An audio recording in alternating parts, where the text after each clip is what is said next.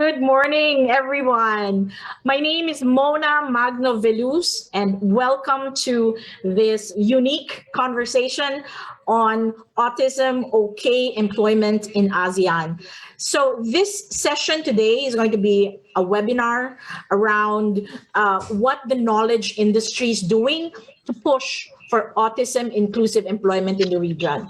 And we are going to be taking it from the perspective of those who are managing these pioneering programs. We have advocates and allies from the Philippines and the ASEAN region in the room today. In fact, if I just check, we now have about 115 people in the room. That's saying a lot, and our participants are coming from as far as New York. We have people from Luzon, Visayas, Mindanao. We have people from Singapore. We have a couple more from different ASEAN countries. So this is a very diverse room we have here. We also have our guests who are part of the leadership teams of pioneering companies who have jumped into inclusive employment programs, with their own advocacies. They jumped wholeheartedly into this. Just a couple of points. We are going to be speaking in English today, so this will be a purely English session. For those who are in the room, kindly mute and shut off your videos if you are not speaking at the moment. We will request everyone to open their videos during the Q&A section of the program. Yeah. All right, and I would like to introduce our first guest for today. He will not be able to join us live, but he did send us a message. I'd like to introduce the chairman of the ASEAN Autism Network, a regional coalition of recognized national parent-based autism organizations and societies representing each ASEAN member country. The AAN is duly recognized by the Association of Southeast Asian Nations. Ladies and gentlemen, please welcome Mr. Kason Ong.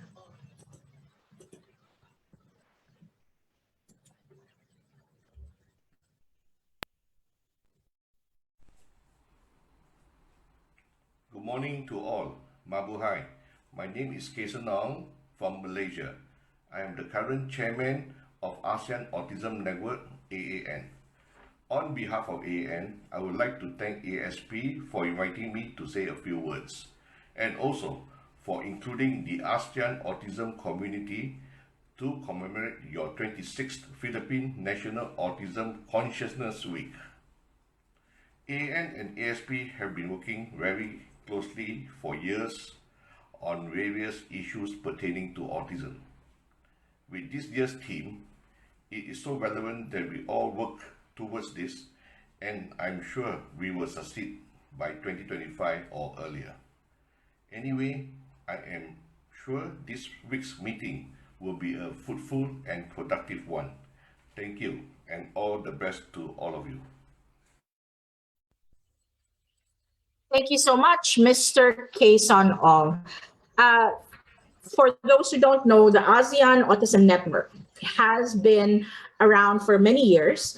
ASP happens to be one of its pioneering members. We were part of the first batch, and it has, over the many years, really tried to empower persons on the autism spectrum as well as their families. They recognize the importance of the community in making sure that we are looking to the future, especially for our children and for those who are in the spectrum for themselves. Yeah, I'd like to call on our first, I guess, chat partner.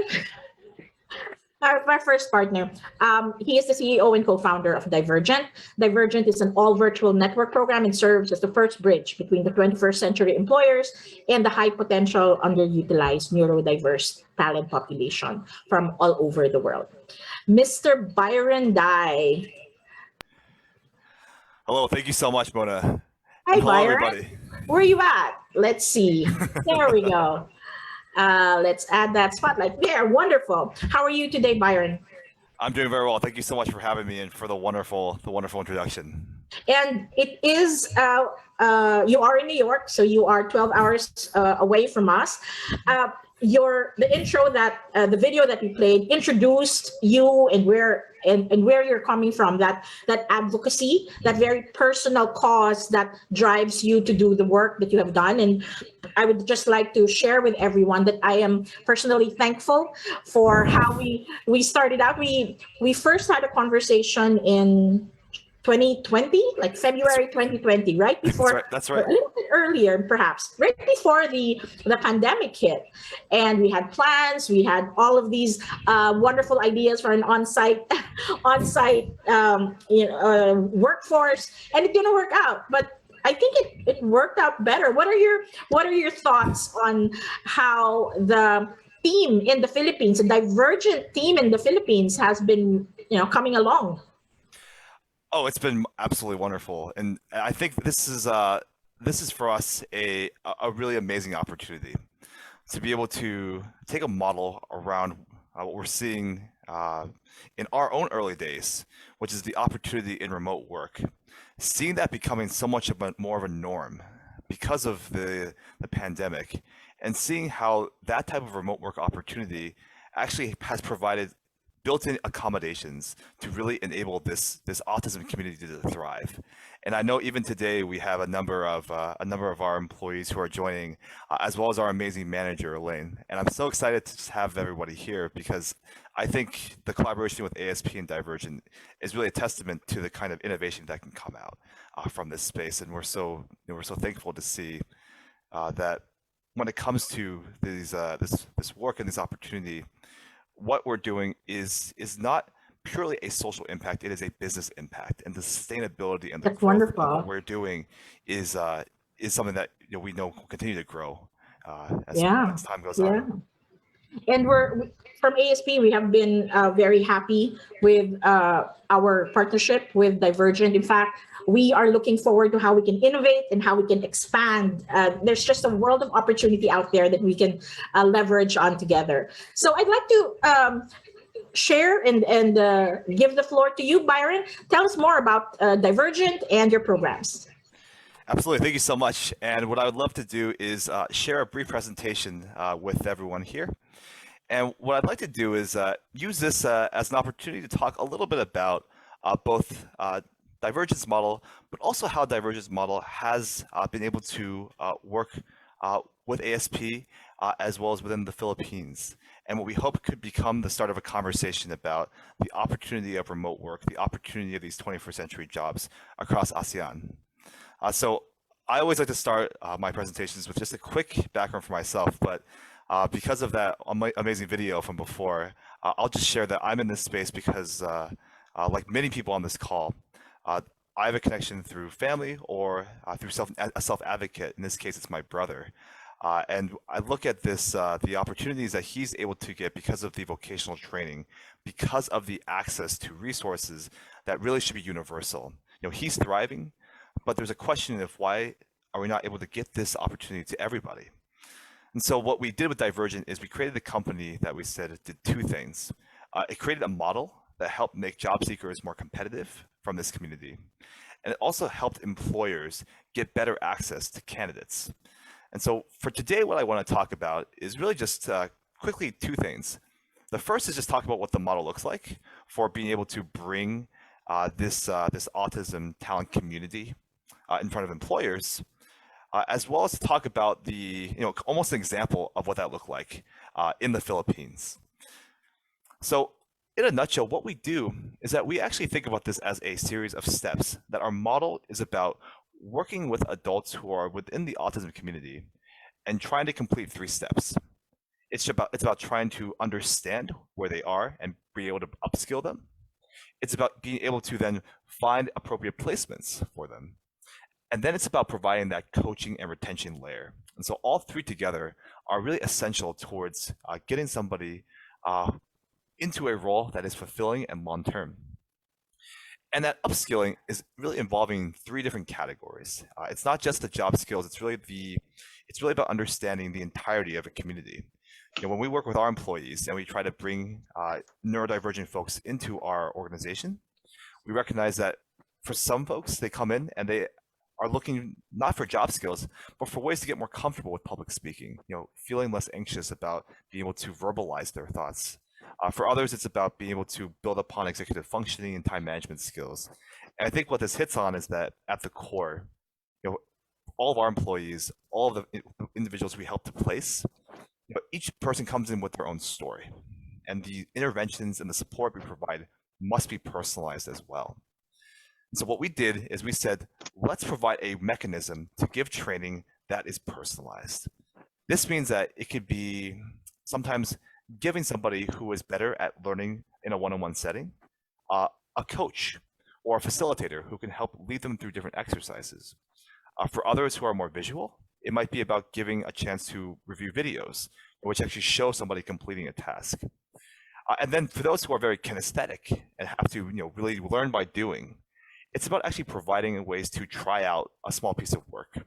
And in fact, what I'll get to later is that the way that we implemented and worked with ASP and the Autism Works organization is that we found ways to actually bring that experiential learning as part of the assessment, and it gave individuals who were interested in this opportunity a chance to try it out first before they jumped in. And so just in a very, very quick nutshell, what happens on our side is that we provide somebody that is known as a VSP, a virtual support professional. This person helps to lead somebody through the assessments, lead somebody through the trainings, and ultimately lead them to their final opportunity. So as you may hear from my accent, I am based out of the United States, but much of our expansion and our growth has actually been throughout 2020, and we are continuing to grow out through 2022. And this is just a selection of the kind of roles that we see having success. It's across business associates or sales support. It's across chat agent support, operations associates, game testers, or data annotators, and even going so far as to be conversation partners. I like to sometimes say that these are the jobs that didn't exist 10 years ago, but they're the jobs that are growing the fastest today. And what hasn't kept up pace is the training and the opportunity to expose our children, our self-advocates, ourselves, to these roles. That's something that hasn't really kept pace. And we want to be able to provide a way to keep exposing the next generation to roles that are relevant and modern and growing. So to end off, I want to talk a little bit about what we do at ASP as a way to unlock these opportunities for Filipinos during COVID. And so what we did is we actually took a very high need role that is often found across BPOs, that's found across growing industries in tech. This opportunity around data annotation, image labeling to support companies that are building things like self-driving cars or other artificial intelligence softwares. All that artificial intelligence is powered by human intelligence. So what we said early on is that we had this opportunity to actually partner with ASP and talk about how the mechanism that we had to introduce people to this kind of work, we were able to actually do that with the Autism Works organization. That meant being able to give an assessment that showed what is it like to actually label an image, with these type of boxes on a computer. What does it mean to then, get better, in case you don't do well the first time, because nobody does well the first time. How do you keep building that progress? And then finally, it was about finding individuals who had both that aptitude as well as that ability to get stronger, and finally place them into a role with us. So what I'm so excited to share is that we have so many amazing employees. I wish I could show all these photos. I just picked some of the ones that I absolutely love, but we've had 14 employees who have come on who have been incredibly high performing, that we've been very, very, very honored to have join our organization. We also know that this model, what's powerful about it is that it's really enabled by both the organizations like ASP, but also the families behind the scenes. So I know that many families and many parents, brothers and sisters are here. As a brother myself, I say thank you, and I say how much I appreciate what you have done to be able to allow Divergent, allow our teams to be able to have them join our organization as our employees. So thank you so much. And what I've also shared is that this model is dependent on coaching and very strong managers. I know Elaine is on this call, Elaine, thank you so much. And our coaches, what we found is that, I shared earlier in this presentation, that success is based off of personalization of training, personalization of support. And for that, that means that our coaching staff behind the scenes are actually the ones who are providing that ongoing emotional, social, life skill, job skill assistance to our teams. So we are very much embracing this model that it's really about training, it's really about placement, it's really about retention. All three together must be strong in order to ensure that we can provide the stepping stones towards somebody in the autism community to thrive in a career. So I will always end with one call to action. I will just share that we are always looking to bring on great coaches. If anybody here may be interested or maybe looking for a new opportunity that might be actually a way to further the impact of the ASP organization, of Divergent, of the work that we are doing, do please consider reaching out to us about this opportunity. You can find us at hello@divergent.com. But we would love to see if anyone here who might see this and would want to be able to provide that same impact that we've seen being so successful in our work in the Philippines, to please reach out to me or reach out to us at hello@divergent.com. So with that, I really appreciate all of your time today. I can't wait to speak a little further about employment and policy here in the Philippines as well as across ASEAN. Thank you, Byron. That is really a good representation of what we've experienced here. And I've expressed my appreciation several times. And I also like the fact that you acknowledge the team in the Philippines. It is not just amazing individuals on the autism spectrum themselves, but it is important for them to have the right support, whether it is from a professional standpoint or from a personal standpoint. Although I can attest that your manager, Miss Elaine, has gone above and beyond her job as a manager. She's really our virtual mommy for the team. I'd like to ask Byron, do you think that the model that has been very successful here in the Philippines, do you think that it is something we can replicate in other countries in ASEAN? I absolutely do. I think in some ways we even discussed all the opportunities with finding this training within a vocational education setting.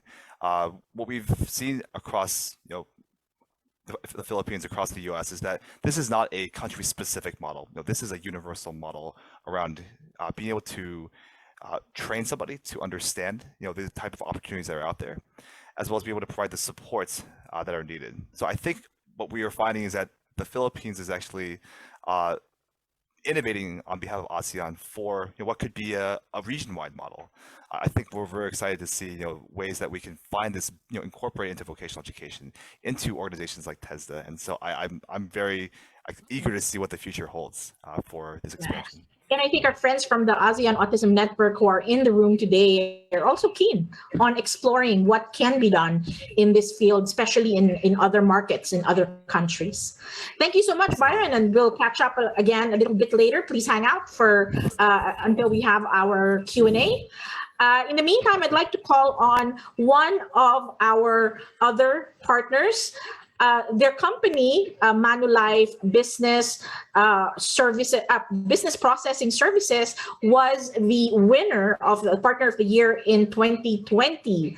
Our guest today wears multiple hats. At MBPS, she is primarily responsible in leading the shared services for finance, investment operations, data analytics reporting for their center of expertise. So if there are any applicants out there, Ms. Pilar is looking for good talent.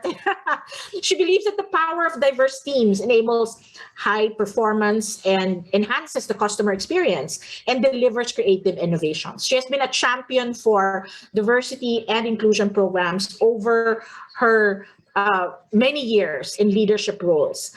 Please welcome Ms. Pilar Baltasar. Hello, Ms. Pilar. Hi, Mana. Thank you for having me. So far, I had to hold back my tears watching the videos. It was very inspiring. Thank you so much, Ms. Pilar. And I know that you also have you're very close to the advocacy. I know that you are on the board of ARCO Pilipinas. Can you tell us a little bit more about that? So, ang ARCO ng Pilipinas was actually founded by my dad here in the Philippines. So Okay. when he passed away, I was explaining to you earlier, in February 2016, so I wanted to continue the ang ARCO. So it's a home for people with intellectual disabilities that have been abandoned, right? So in the Philippines, there's still very low awareness.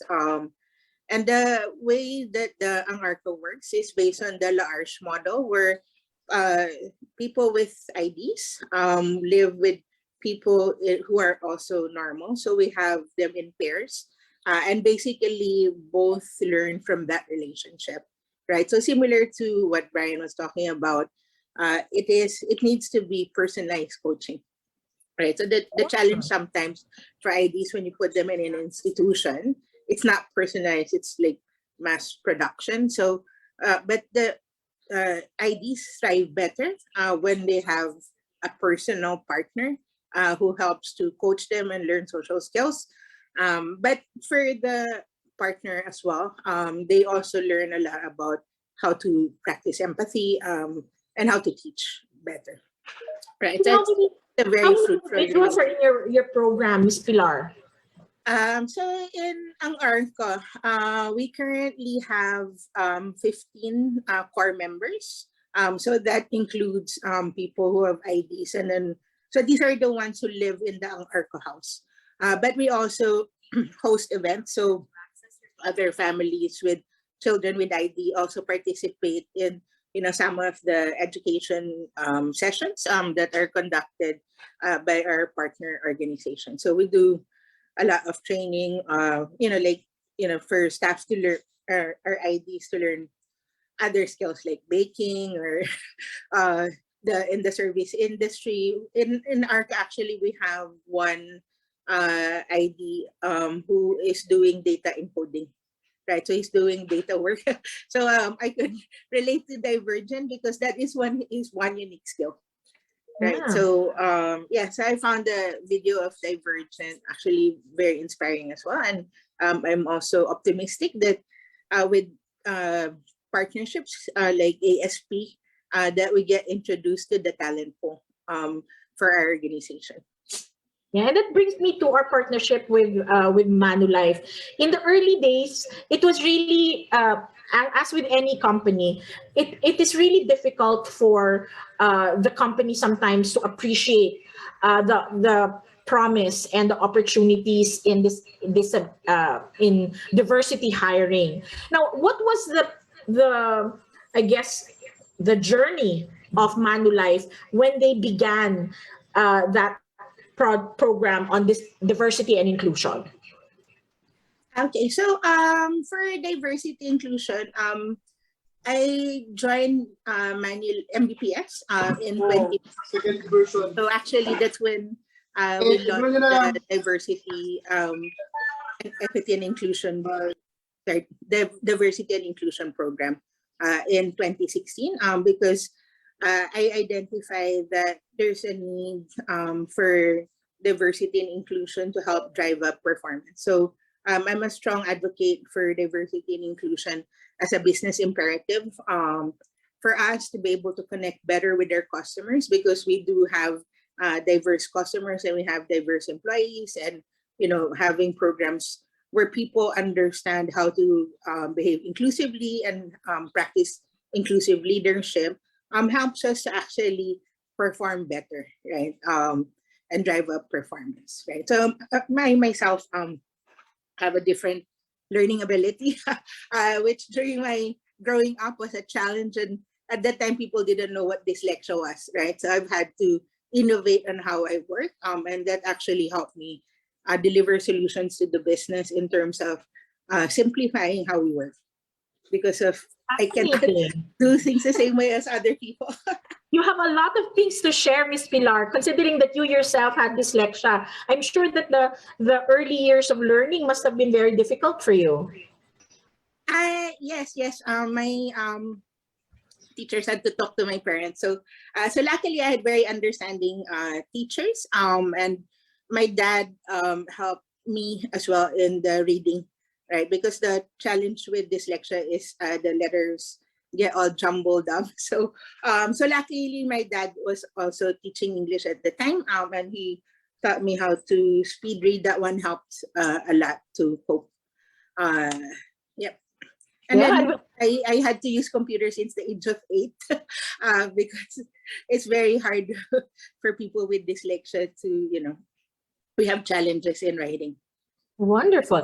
And we have a lot of teachers in the room. In fact, for many teachers, they're doing they are in this room today because a lot of their students are looking at employment in the future. And there's no better time than now to start looking at, okay, what areas, what work are these kids going to have? So in your experience in for example, within Manulife, those who have been successful, those with disabilities who have been successful, what have been their background? What do you, if you know of any, what preparation did they make so that they become successful at work?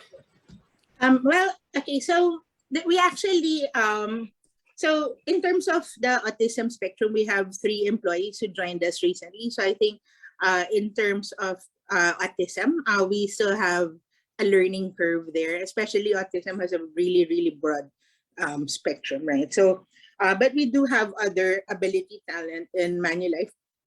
And to be honest, they're also very diverse, right? So I do have 2 talents in my group that are ability ambassadors because they are also like I have one talent who's been with my group for a few years now, and she's been recently promoted, so she has a physical disability. But what I love about Marites is how she's always optimistic, right? And she's the glue of the team.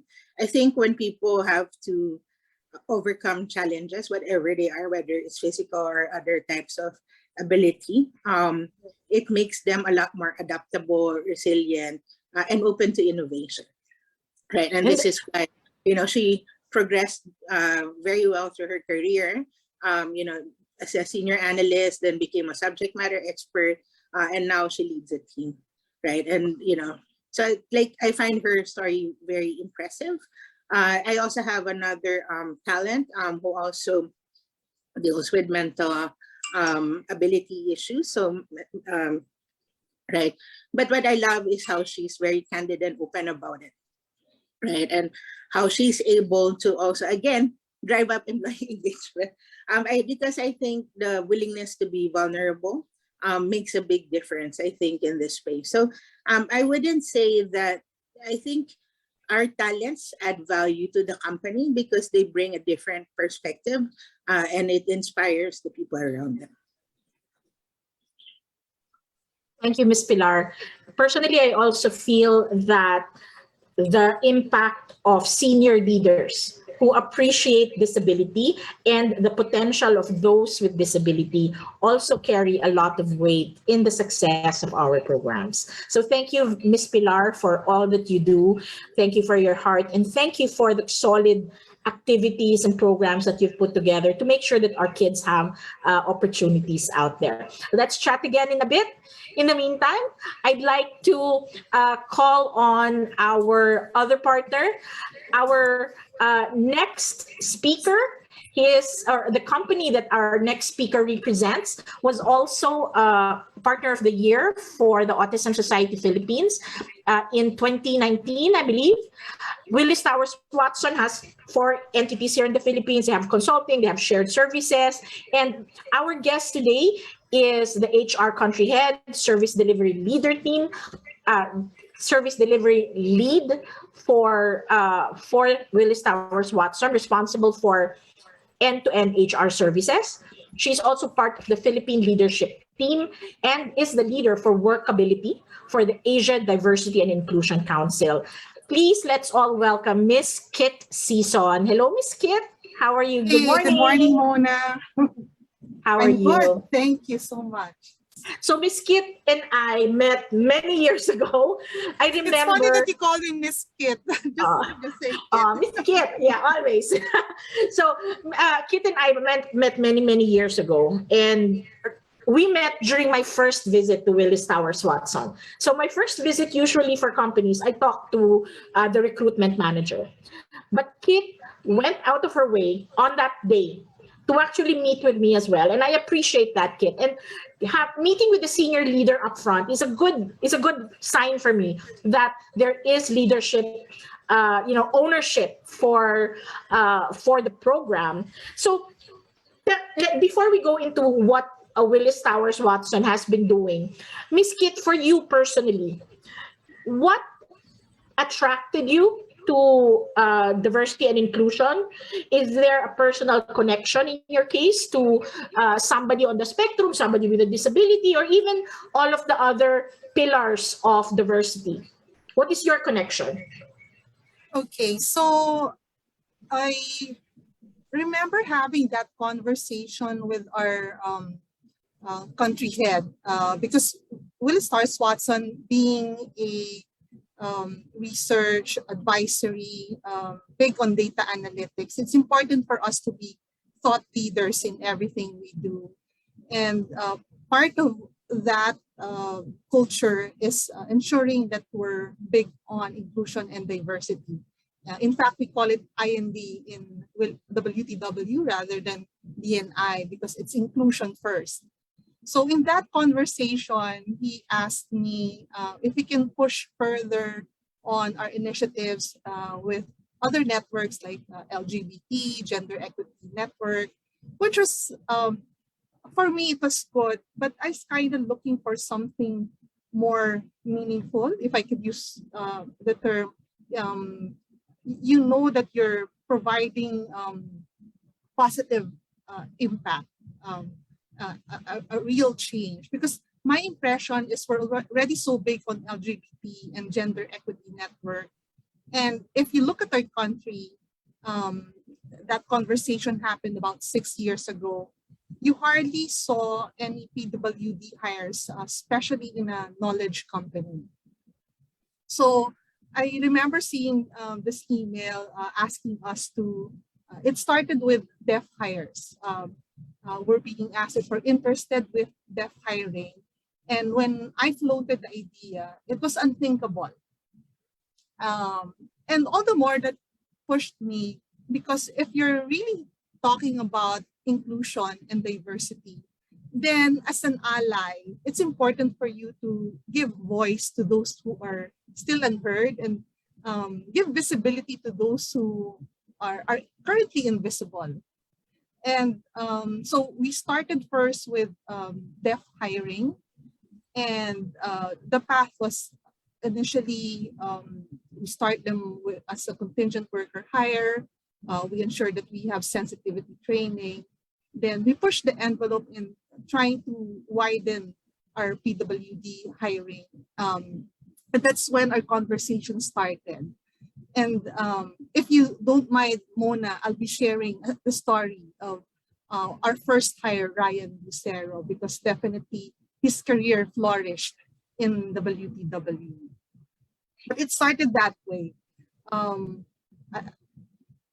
There was no PWD hiring in our own, at least within our industry. Globally, it was not being showcased much. So when we started doing it in the Philippines, the concept was establish a playbook so we can replicate. See. So you started it for Willis Towers Watson. Yes, we started with Willis Towers Watson. And as you know, Mona, when we did that, we also pushed the envelope. Being a consulting company, we organized this forum and invited all our clients. It was a free forum. Like-minded companies, are you interested to hear our story? Okay. And we were not talking about numbers. As an employer, we're not as big.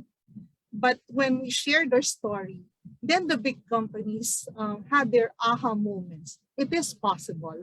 then we Yeah. shared that playbook. And And it became I was there. I loved how a lot of the companies who are doing very successful programs now actually started with the Workability Inclusion Network. I was there when, during the first. Do you have a deck that you can share with us today, Miss Kim? Yes, I have a short deck, Okay. mainly the story of Ryan. All right. Wonderful. Let's hear about Ryan's story. Okay. Let me know if you can see my screen.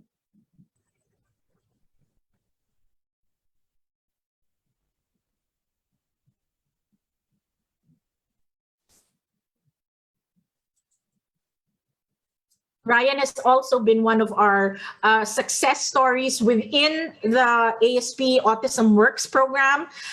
It is never, it wasn't a, happy all the way kind of thing, but the character development in Ryan has really been notable. From where we started out to where he is today, I'm very, very happy that there has been that progress. Go ahead, Miss Kip.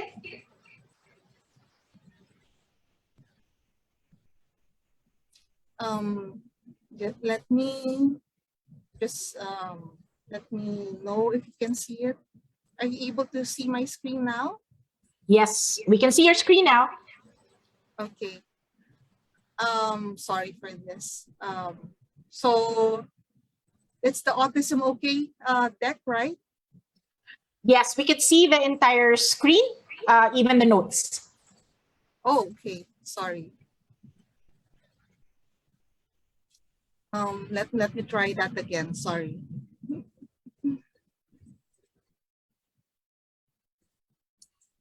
While Miss Kit is working on her deck, I just like to remind everyone that this is a forum, so please feel free to write your questions on the comment section, and we'll try to catch it later when we are doing the open forum. We have 171 participants in the room today.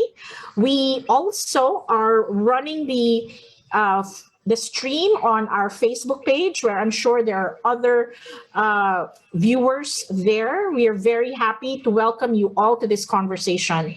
And we hope that after this, we will have some bright new ideas that we can share with the community. Miss Kit? Yep, I'm hoping this time it works. Sorry. Anyway, I'm not, it doesn't seem that I'm able to share my screen right now. Sorry for that.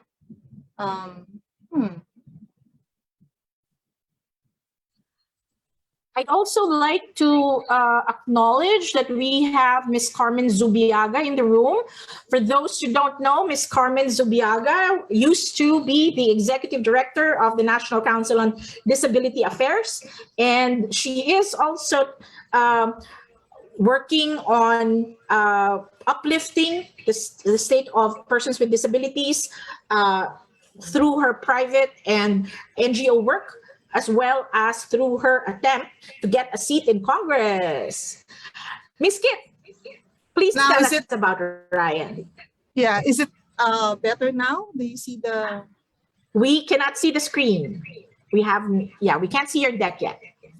Okay, perhaps let's just talk about Ryan then. For some odd reason, the other screen is not showing. But yes, Ryan joined us in WTW initially as a contingent worker last June 2018. He finally became a full-time hire last April 2019. He's part of our human capital and benefits data management team. We're pleased to share that he got promoted last April 2021. So just as a background, we have 2,800 colleagues in WTW. We have 37 PWD hires, two of them with PWA, and one of which is both PWA and a deaf hire. We're featuring Ryan because I think he's one of those with a career journey that we really want to ensure that we replicate. As mentioned, it started with sensitivity training first, which included our recruiters, our managers, and team members. And Mona, you were there in most of our sensitivity trainings. It's important that we have that because so they understand what are the nuances if we integrate them in our culture. And I'd like to emphasize that the gain is not only for our PWD hires, but more importantly, it's with the team. They become more understanding. And when it comes to hiring the right people, we always emphasize that PWD hiring is not an act of CSR. It's really because they are the right talent for the right job. So just like what happened to Ryan, as mentioned, data management is one of the toughest in terms of perseverance and detail orientation. And yet, we promoted him April 2021, and that's at the heart of the pandemic. So during that time, a lot of our colleagues were having a tough time dealing with the virtual setup, missing the face-to-face support of their colleagues. And yet that was the time that he all the more flourished and we promoted him. I'm sorry, I'm not able to show the picture, but part of what we're proud of with Ryan also is he became a speaker in two of our sessions. One was, we called it Halo Halo.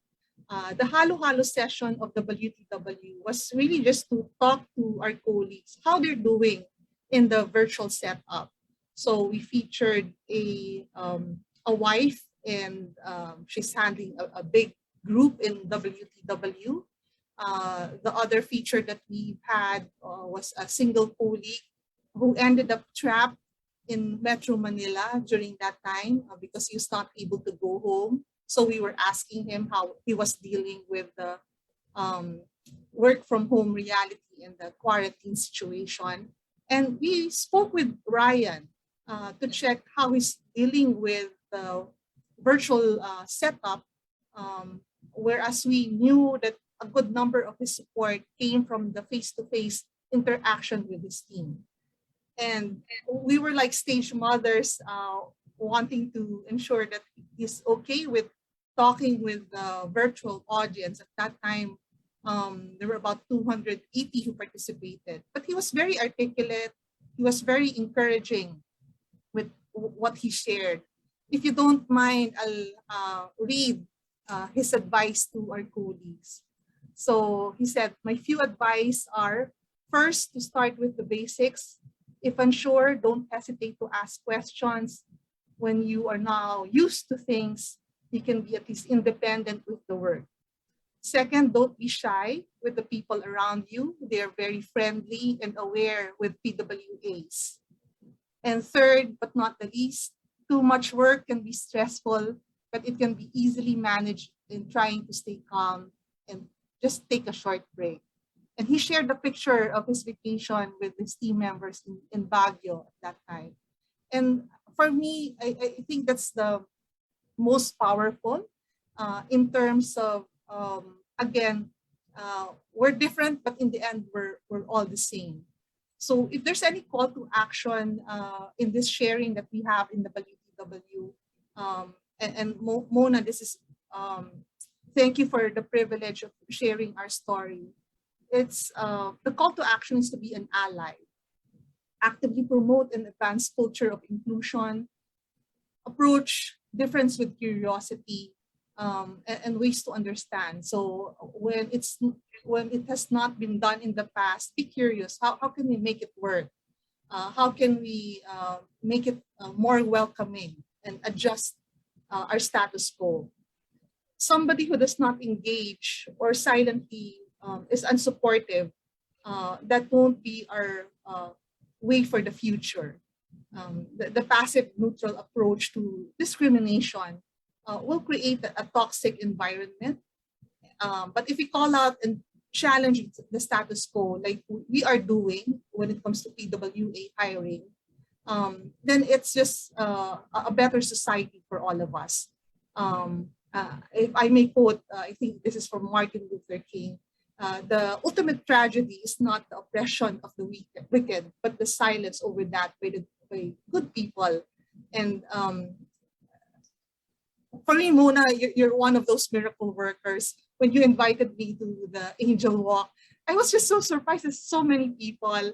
And again, we're not talking about numbers in Willis Stars Watson, but again, in terms of changing lives and not just by the PWAs, PWDs, but all our colleagues in general. Thanks for that miracle that you shared with us. Thank you, Ms. Kit. I genuinely appreciate you sharing Ryan's story.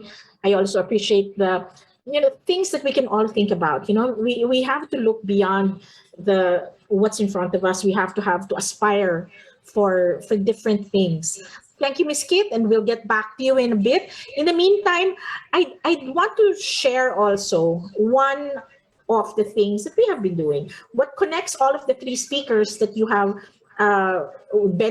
benefited from this morning is the ASP Autism Works program.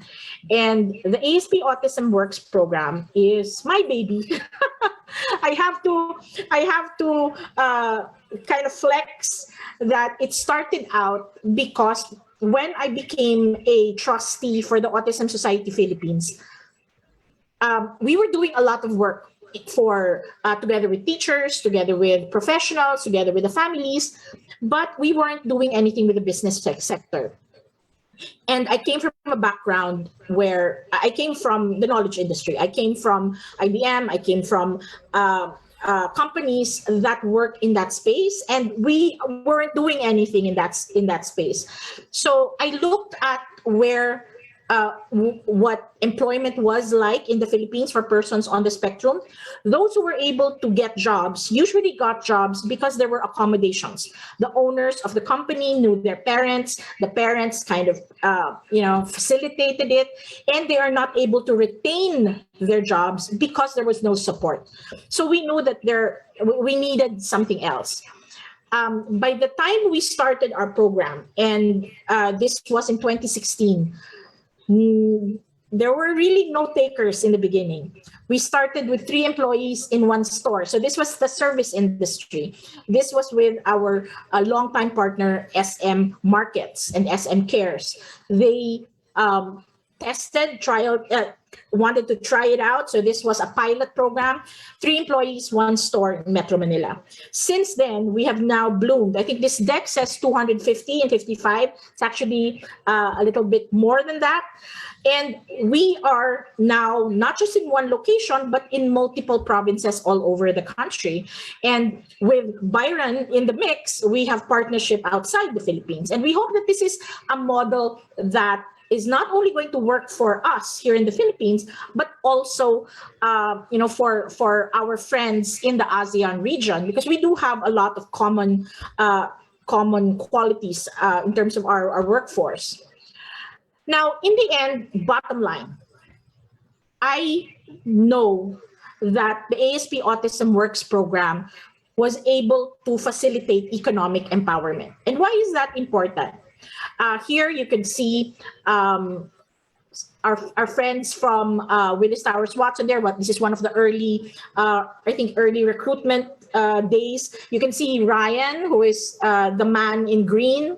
And this is an image that you also saw in Byron's post, our families coming together. So beyond the economic empowerment, which is the fundamental, we find that this program connects people in a very profound way. Families are less stressed. Our families also connect on how we can help our kids be better at work.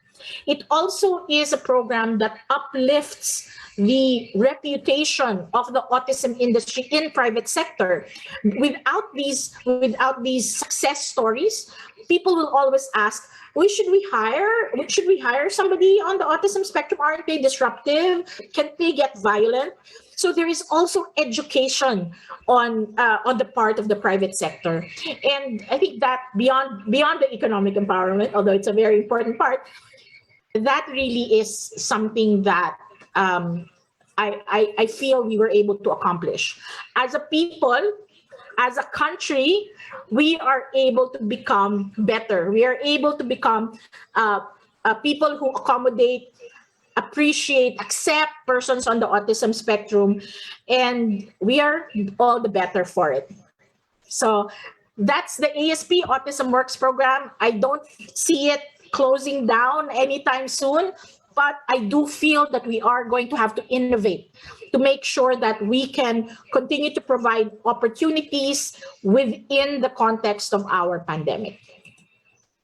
So thank you. And just for to get people kind of on the same page, can we get our guests back in the room?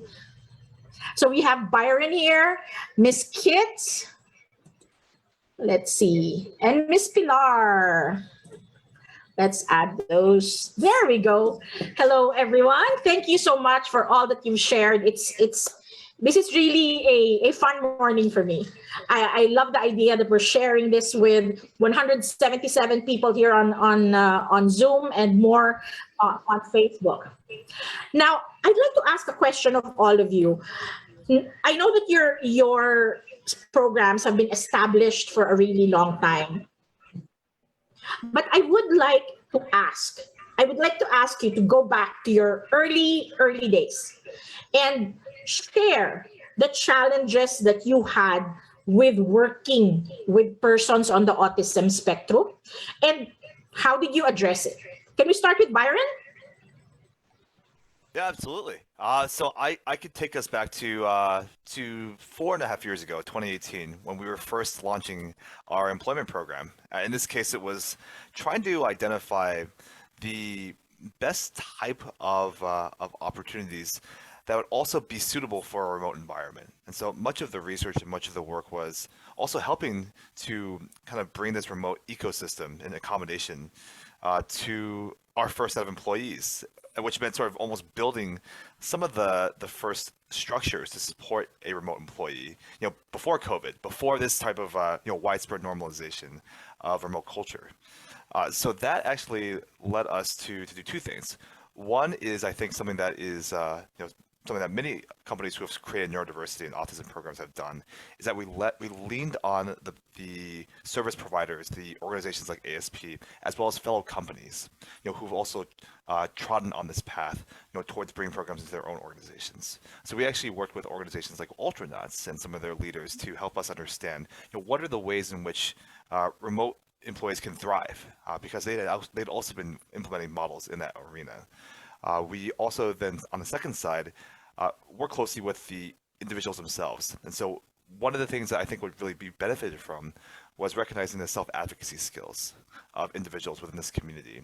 And I always feel like it's almost sort of a naive response, but we asked directly, to our team. We asked them, what are the things that are helpful? And it's one of the reasons why I wear this headset, is that our whole team wears noise canceling headsets. Our whole team gets access to assistive tech, basic assistive tech that is really incremental in cost, but really enormous in value. So those are just two strategies. We lean on the domain expertise of those who have kind of, took this path before us, and then we talk directly with our new employees too. Yeah, I love that. There's a pragmatic part of it, and there's also a systems-oriented part of the solution, right?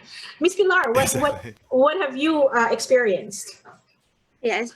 So our ability ERG actually is still in the early stages. We launched it in April last year, and we did similar to Kit. We did the sensitivity training, for our HR team, and also for the managers. I think one thing that I found really inspiring was when we launched Ability, how all the leaders embraced it right away and were very supportive. And when we launched sensitivity training, there was no problem for people to register. They really wanted to understand about this. So there's other things that we also did. We also featured our ability talent that existed in Manulife already. Like my story about Marita. She's been in my group for many years. So we wanted to share their story. So we did a feature on our Ability Ambassador series. So they could tell their journey in Manulife. Because similar to what Kit said, these are talent that we're not giving them preferential treatment. They're qualified and they do their job well, and they're amazing people. And I think that also helps people to understand what's the potential. Because at the end of the day in Manulife, we really believe that talent is unlimited and it's really up to you and how you collaborate and work with your colleagues to bring out your full potential. So the other thing that we also are currently working on is our accessibility and accommodation policy.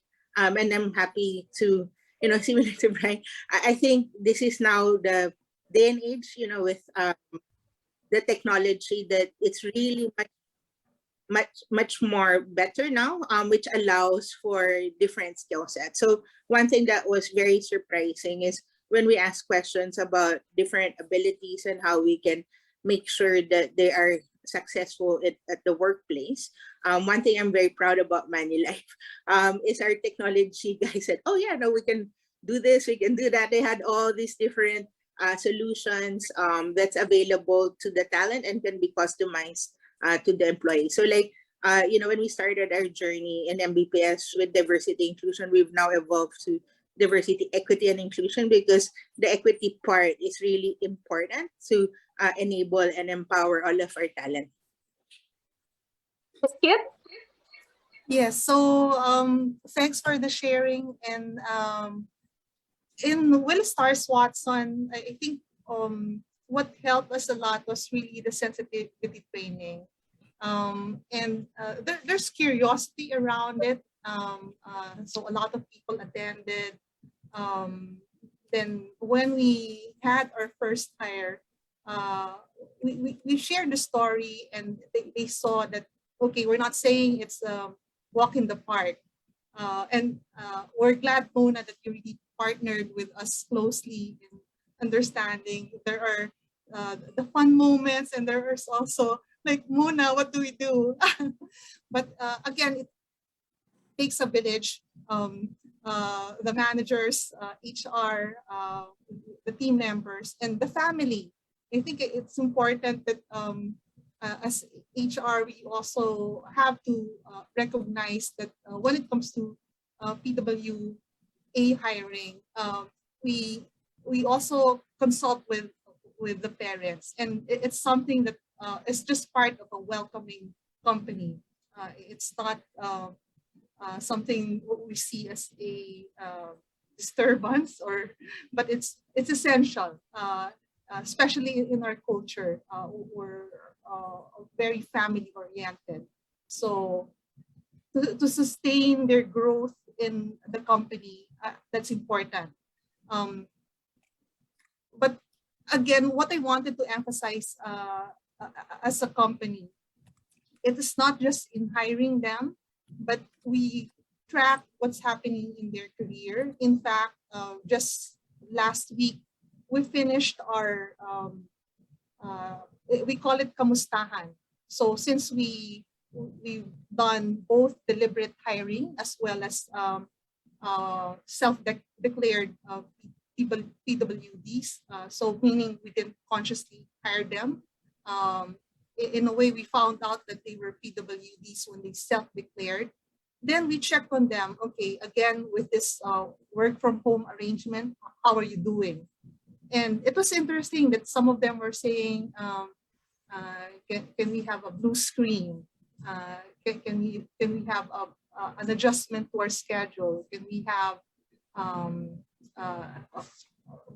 some, it's ergo chairs. So again, beyond just getting them, making sure that we talk to them and see how they're doing. And when we have our usual company-wide programs, we shouldn't assume that everyone can join us. So we started have sign languages in our company forum. Before that's not the case. When we have our audio announcement, there's always the text version of what we do. And as mentioned, we're so proud of Brian because in those forums, he's one of our speakers. In fact, for this session, I checked with his manager, perhaps can he join us? But again, treated the same way. He's busy right now. There are deadlines, but he would have loved to join us and share his own story, perhaps next time. Ryan is so structured about deadlines. Like even with me, I'm trying to like, can I talk to you for 1 minute? No, I have a deadline. Yes. Love Ryan.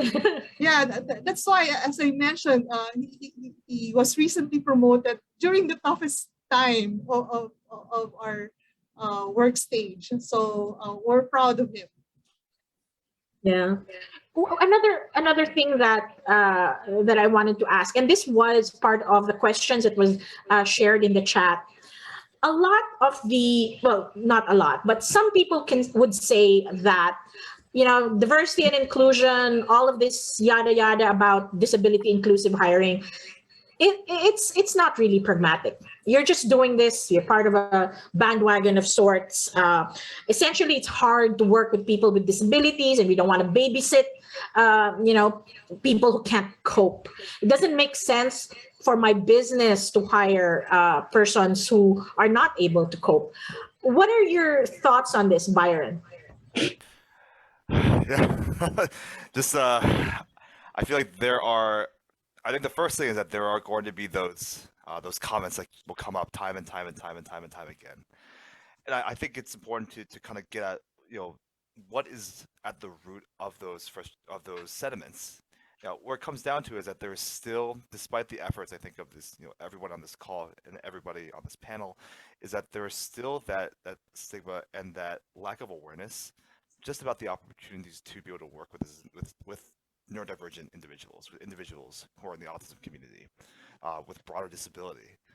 I think where that comes from is it can be attributed to, I think, to a lack of awareness. But what I would still say is that there's also a business impact requirement that I know from our side. What we've seen is that in order to articulate the importance and the sustainability and the impact of an initiative like this, there's often a need to tie it into a business need.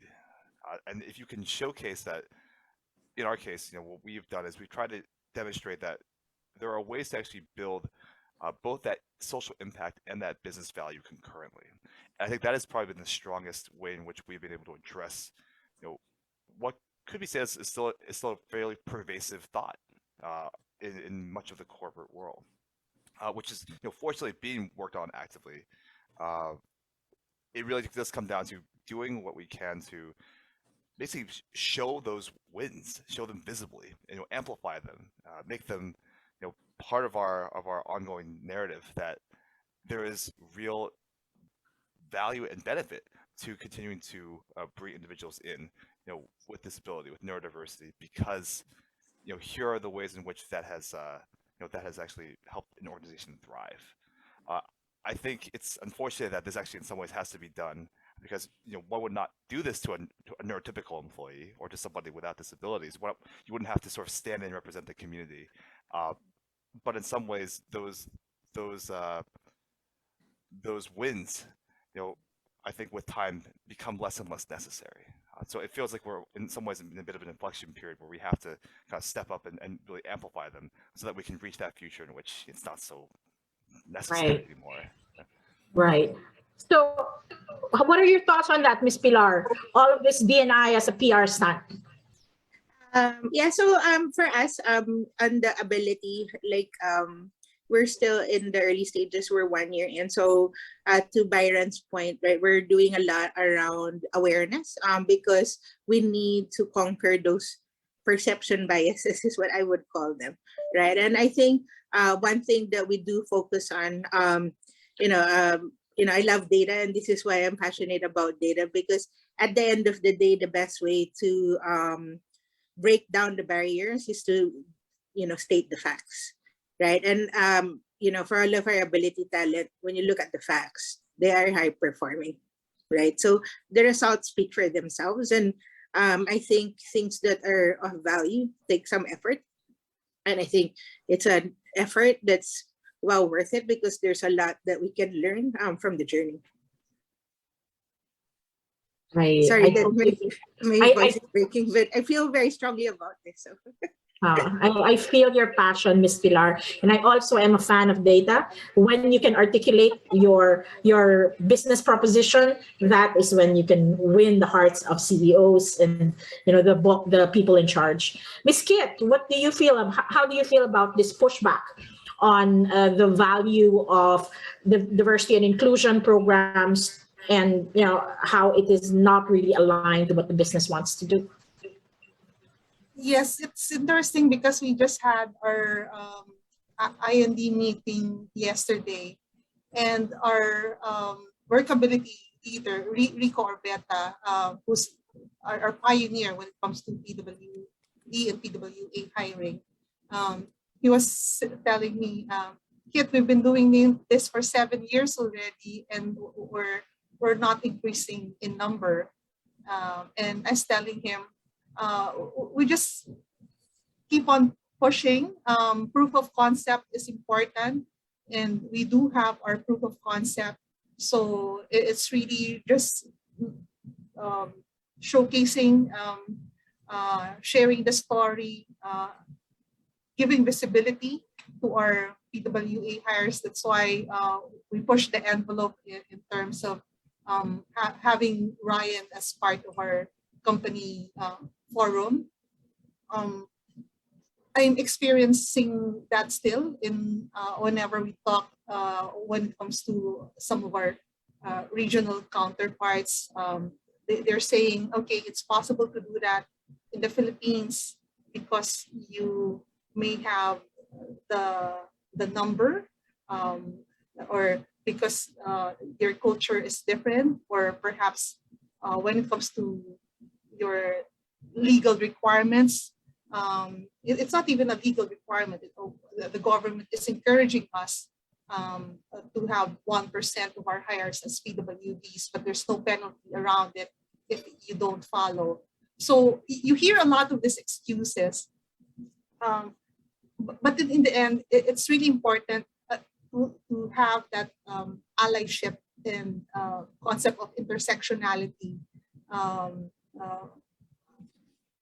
developed in the culture of the company, just so that whenever there are these naysayers, you just really share that story, that success story, and don't get tired for it, because again, it's not in the numbers, but of course, for example, for Ryan, I'm sure that made a difference to his family, that made a difference to the people around him.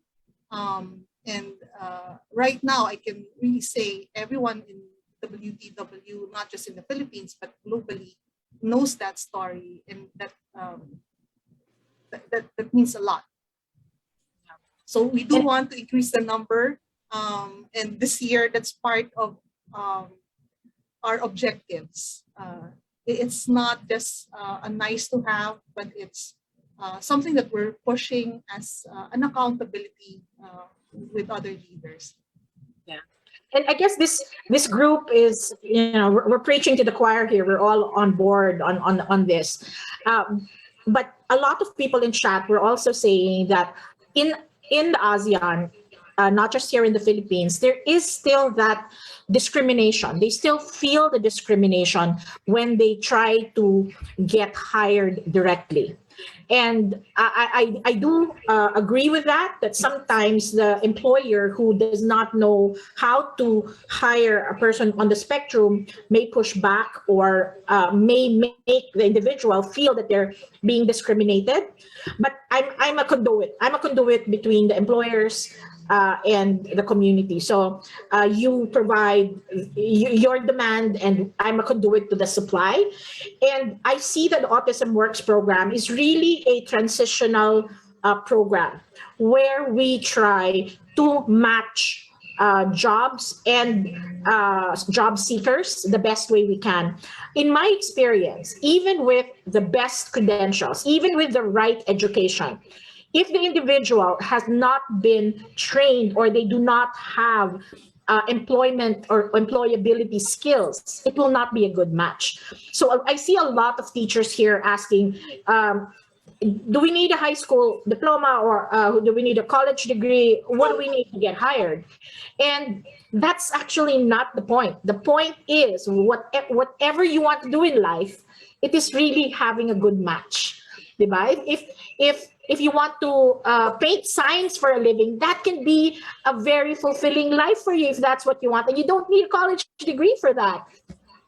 In the Divergent program, you would assume that you would require a college degree, but they don't, right? And this is all about matching. And that's why the Autism Works program exists, because we want our job seekers to have a good experience. We don't want you to feel the discrimination. We don't want you to feel that you have to hide your autism. And for Ms. Pilar and Ms. Kit, I know you have individuals in your organizations who felt the need to hide their autism. I think in the case of Byron, that's a given, right? But they also sometimes do not disclose, even if they have autism, they do not disclose other conditions, mental health conditions. They have this fear that they are going to be judged. So to those individuals who have this fear of that they are inadequate, whether in their educational background or training, or because of their conditions, what would you say to them, Byron? It's a big question, and what I would say is, I think a short answer, which is that this feeling that you feel is felt by every single job seeker, regardless of neurodivergent, regardless of neurotypical. The first thing is to make sure that you are not alone in this. I always think about myself and my journey, just the first job out of university, still getting rejected across the board and having. Byron, you went to Harvard. Yeah, I did. I did. Yeah. So, and that's the reality, is that I actually did not get into any of the jobs when I first graduated from college. I actually ended up working as a research assistant as a way to gain some experience before going on to further education. And so I think the most important thing is to start from is to one, your feelings are legitimate, they're valid. The feelings of frustration, anxiety are valid. But it's also important to contextualize that this is not you against the world. It is this honestly this difficult world against all of us. So that's sort of a baseline. Is that once you are able to validate those feelings of frustration, it now becomes a matter of action. So when it comes to those feelings of I don't have the educational background, I don't have the experience. I love, Mona, I actually appreciate you calling out that for the individuals coming into our organization as employees, we don't approach this from a very traditional perspective. We are not looking at resumes, we're not looking at background or required credentialing. It comes down to skills-based evaluations. And I think this is a transition that we're seeing. I will not say it's universal, but I think it's actually in some ways a matter of also level setting, that if you are someone who is, say, looking for a role, is to also try to identify organizations which are embracing a skills-first approach when it comes to recruitment. And I know there are actually a number of companies that are trying to, a number of platforms, job boards, which are trying to target individuals who are in different neurodivergent communities. In that those job boards actually go to the companies and educate those companies about how to evaluate without bias. So I might suggest that, if you're someone is even on this call, feeling like they're just getting rejected, or they're not giving a fair shot, is one is to actually to take a moment to allow yourself to just kind of recognize that this is a frustrating experience, because it is for everyone. And then number two is to reframe this job search in terms of, are there organizations which are going to look at me as that whole? And the good news is that there are organizations like ASP, Towers Watson, Manulife, which are actually taking that initiative to change their organizations. And I think everyone on this call is really needs to be commended for that. It might involve research, looking at companies who are starting programs which are maybe targeted towards autism. That's one direction. It might also be about working with organizations and providers like ASP to say, if they have also introductions and connections, finding ways to leverage those networks. I think it always comes back to networks. As much as you can leverage those, that will support on the job search. But you are not alone. I've been there, and it's very taxing. But it is a journey worth taking. What do you think, Miss Pilar? Disclose your autism or no? Okay, so I think when it comes to disclosing, I think we need to respect people's choices, because to Brian's point, it's not just about whether you're autistic or neurodiverse or have other diversity strands. It's a challenge that we all face. In reality, when people are different, other people will react differently to you, right? So I think it depends on what people are comfortable with. But one thing as a leader that I like to make sure to offer to our staff who face these challenges is, just to have that conversation, because I myself have gone through that. Like, I'm female, I have a learning disability. I come from the Philippines. I took my master's degree in Japan. So obviously I was the odd woman out from a country that, at that time when I was studying there was considered, we were known to be workers in a hostess bar, right? So I had to overcome and it's not something I could hide, right? So what I do is I share the journey. I recognize the pain. When I still look back on those days, it was very, very hard.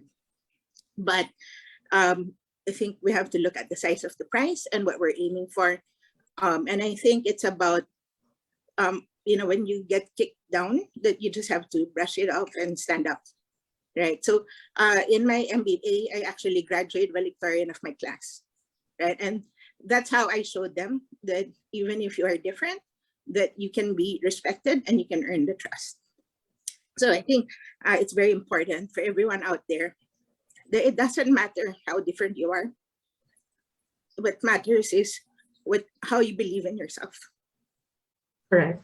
And for those who are neurodiverse out there, you have Miss Pilar as an example of a very intelligent neurodiverse woman who is very successful in her field. So, hugs to you, Miss Pilar.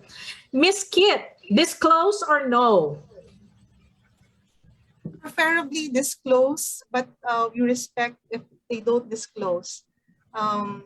As mentioned, right now we have a total of 37, but prior to self-declaration, we thought we only had 8 PWDs. So, and the intent is not to get the numbers per se, but to understand how can we be more supportive. And it's not because, again, it's a bandwagon. It's important to emphasize that we want to have a safe culture where our colleagues can bring their authentic selves. I mean, all of us have our idiosyncrasies. And it's really just, again, respecting you are the right talent for the right job. And if we end up just cloning just one personality, we won't be a successful company. So it's really coming from that safe space that ideally we're able to really bring out the best in whatever unique individual you are. We did experience someone who did disclose. We think it would have been better if he had support, because he, as you mentioned, he was really smart. But I think he was he felt unsupported, and in our case, we didn't know how to support him because it came as a surprise. So it's that part that we want to avoid, that because there was um, that non-disclosure, we weren't able to provide the necessary guidance. I, I think I'm thinking of. I hope we're thinking of the same case. But if we are, that young man would have been more successful because he was so intelligent. He would have been more successful if his team and his leaders knew a little bit more about him and knew how to handle his idiosyncrasies. Unfortunately, he wasn't also able to articulate it himself. So, and there was no, we were not part of his placement.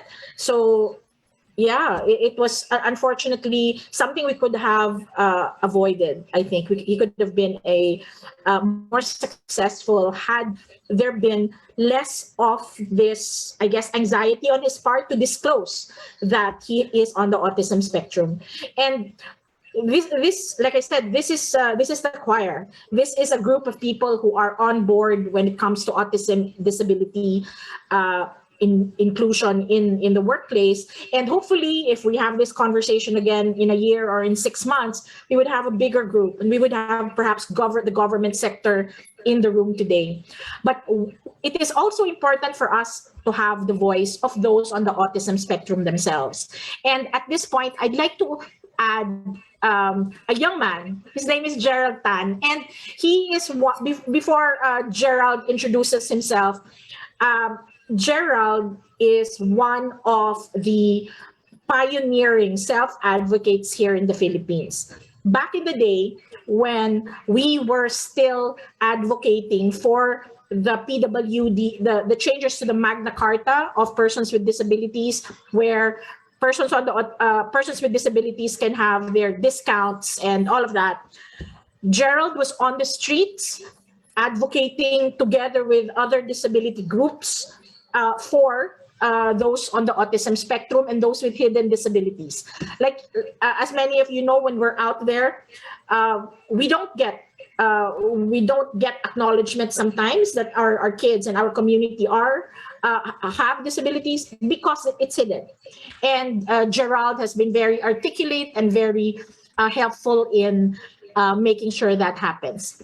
Gerald, come into the room with us, and please, I think you would be the best person to introduce yourself. Tell us more about yourself, Gerald. Good day, everybody.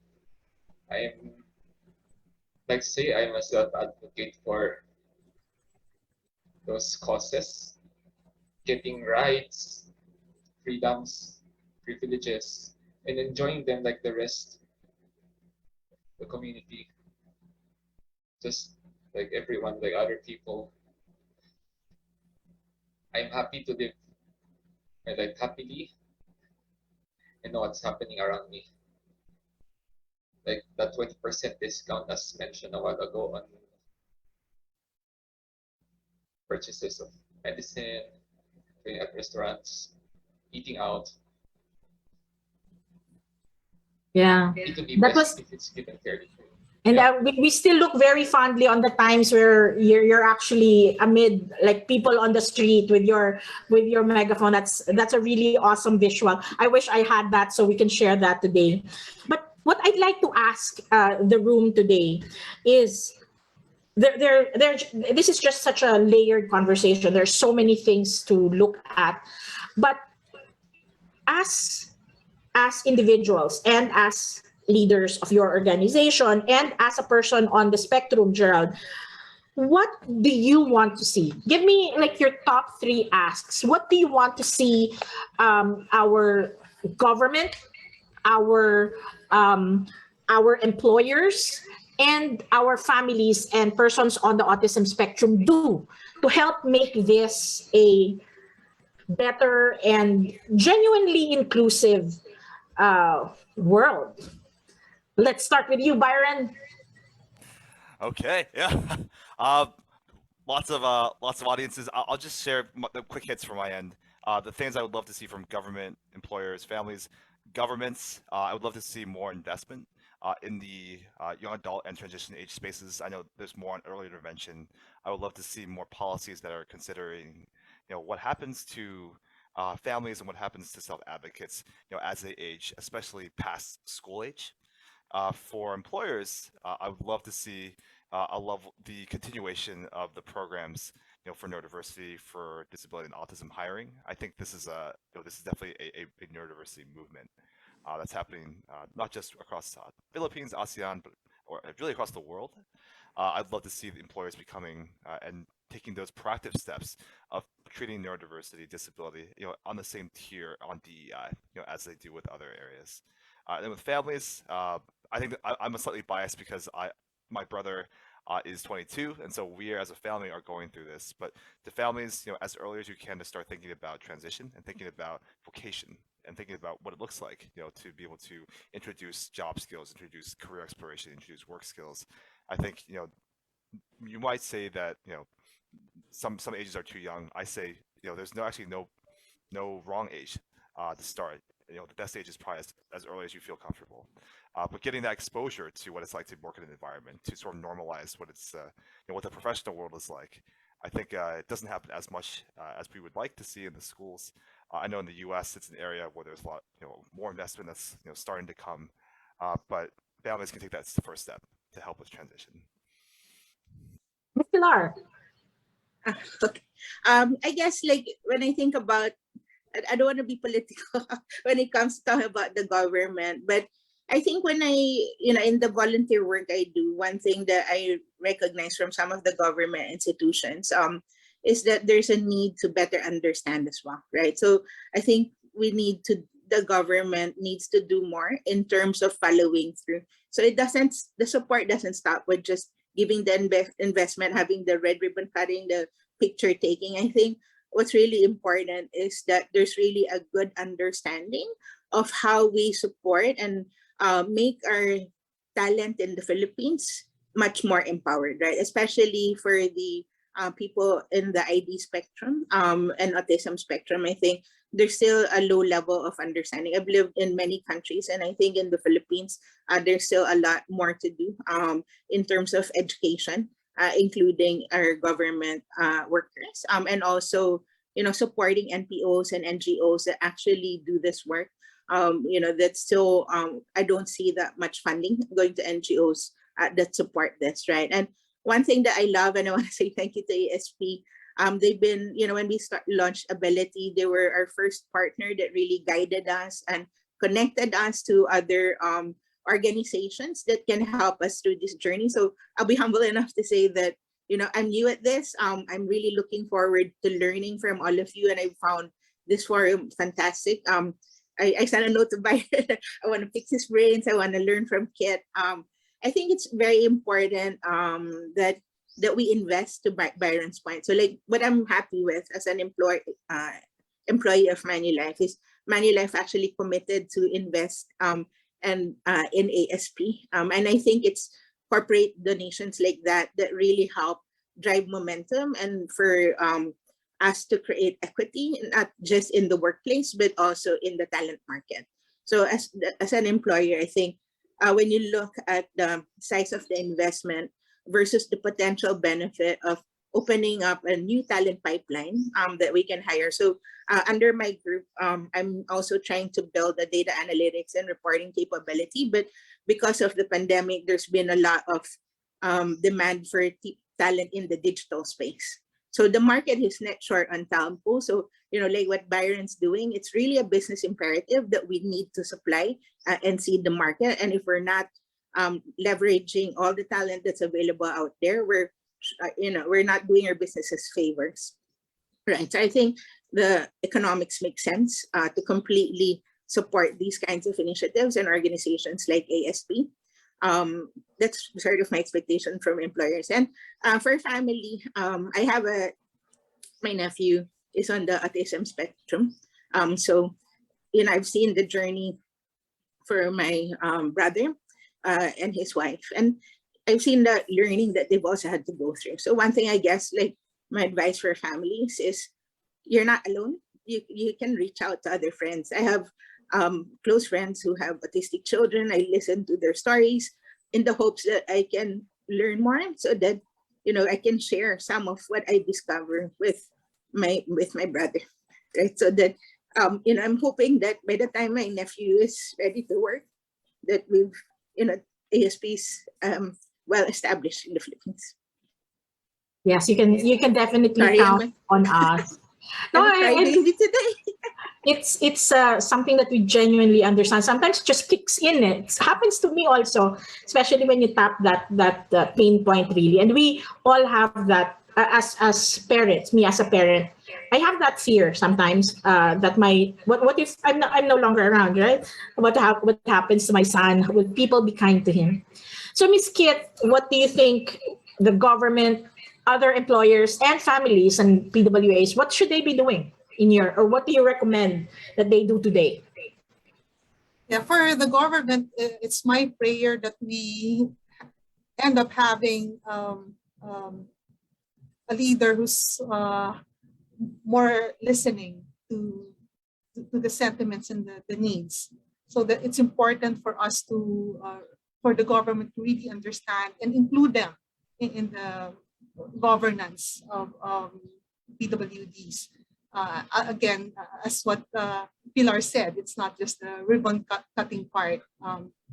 When it comes to employers, actually, I am glad that I'm part of this forum, because definitely I'll reach out to Byron, because what you mentioned was interesting, that you flourished in this virtual space. Because one of the worries that we had in WTW is, if we're not able to work with them face to face, will they be properly supported? And in a way, we kind of slowed down. And when it comes to our data management business, we do have our annual peak hiring. So come March and April, we've already received a forecast that we need to have 70 to 80 contingent workers. So when we say contingent workers, we don't need them for the entire period. It's a fixed time, but that was also our path to some of our PWD hiring, including Ryan. It's almost like a test drive for them. And if they flourish in that environment, then companies like us, we always have a need for talent. But as I said, it's right talent for the right job. So perhaps if I can understand better, Byron, how you were able to flourish this in a virtual setting, we will learn more on how we can scale our numbers. Because the interest is there. It's uncharted territory. So Mona, you'll have to bear with us again in terms of, okay, we already have a proof of concept. It's not an accommodation. In fact, we promoted him. He's the one coaching others. Part of the discussions that we've had with the team in checking is, again, he's the one already guiding the neurotypical. And that goes to show that, yes, he's good at his work. And it's something that we'd like to replicate. So again, for employers, it's really establish your own proof of concept. And when you have that, share the story. And I guess the next stage for us is how do we scale this up?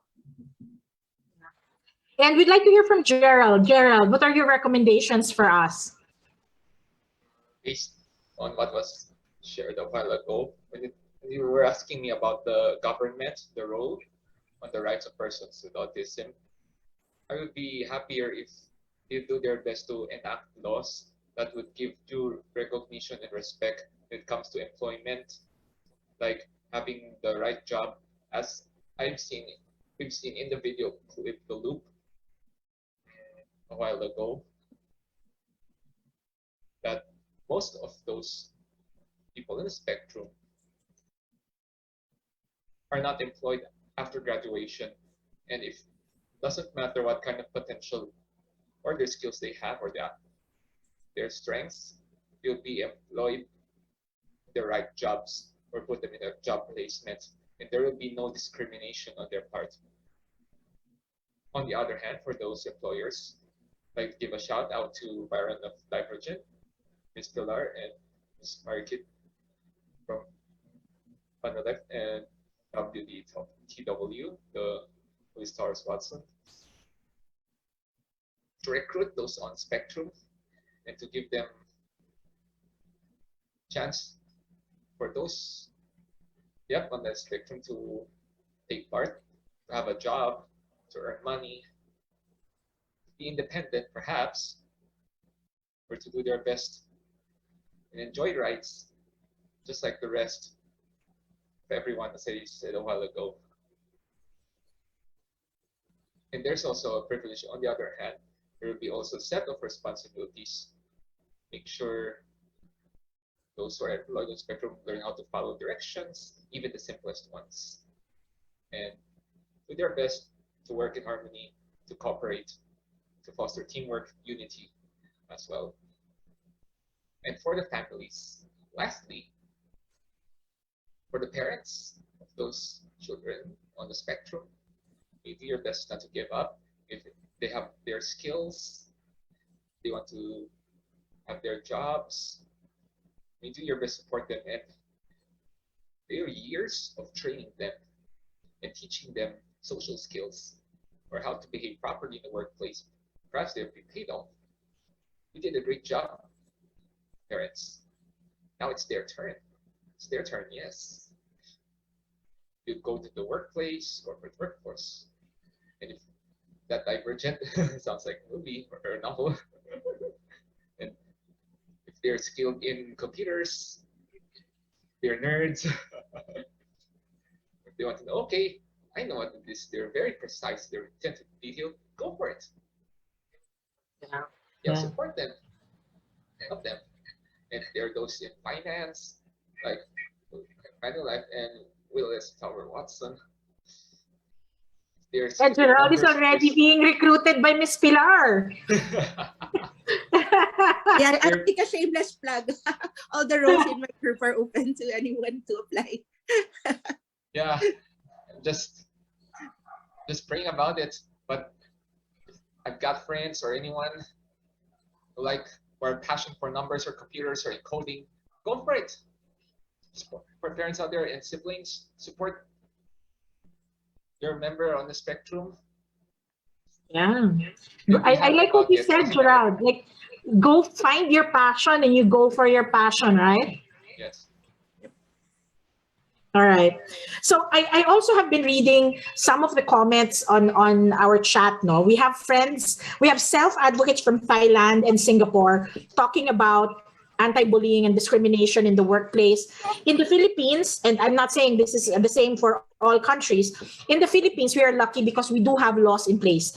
We have the Magna Carta of Persons with Disabilities that define specific penalties for those who are proven to have bullied or proven to have discriminated against persons with disabilities.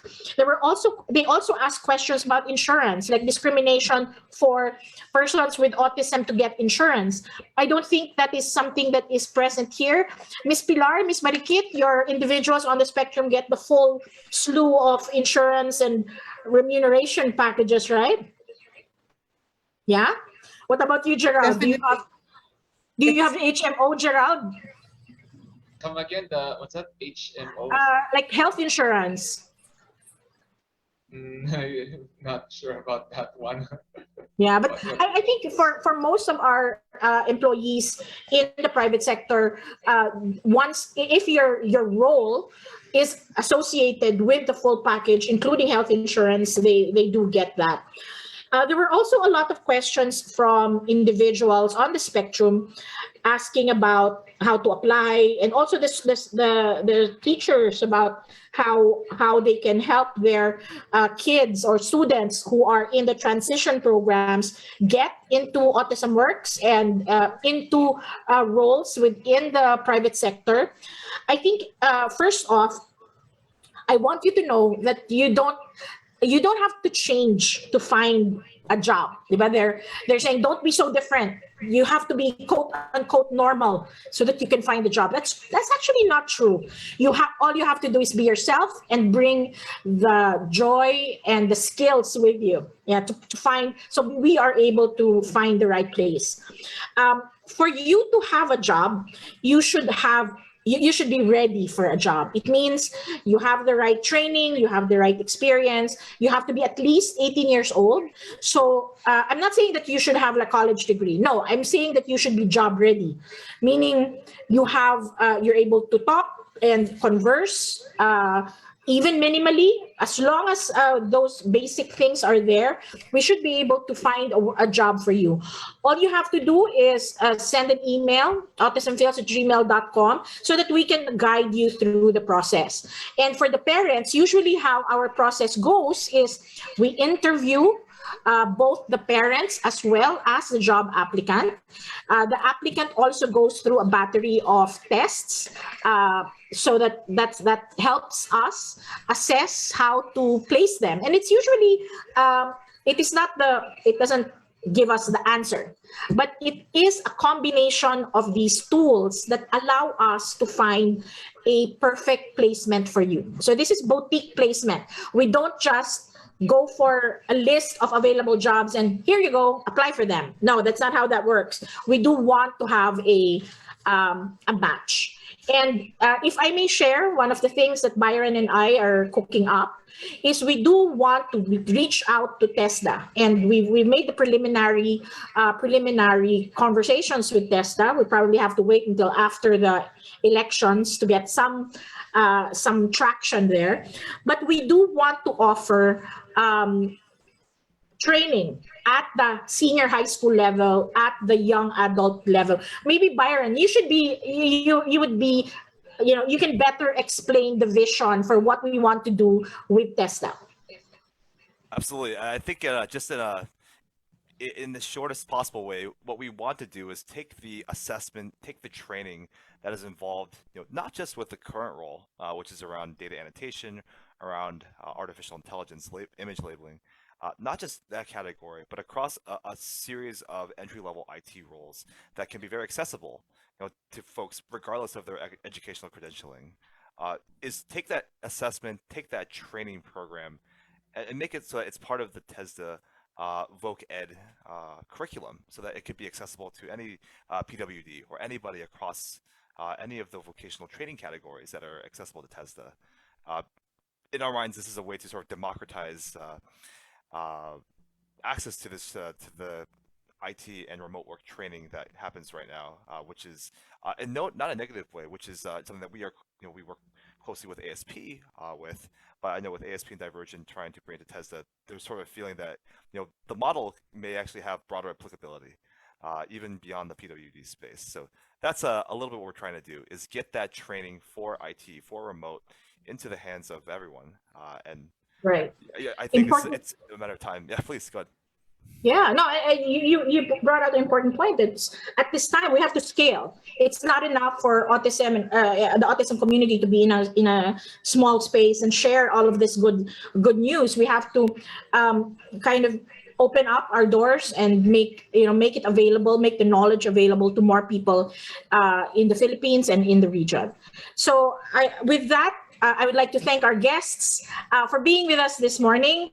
It has been such a rich conversation. I thank you very much. And I look forward to innovating, expanding, and scaling our efforts to reach more people. At this point, please open your video cameras, friends, so that we can have a nice group photo. All right. Can we get everyone in the gallery to please open up their cameras and give us a nice smile? Okay. All right. Smile. We have 7 screen. Okay. First group. Smile. Okay. Another group. Open your camera and smile. 3, 2, 1. Smile. Okay. Let's have another round. Okay, 3, 2, 1, smile. Okay, another round. 3, 2, 1, smile. Okay, another group. 3, 2, 1, smile. Another group. And 3, 2, 1, smile. And the last group. 3, 2, 1, smile. Okay, thank you very much.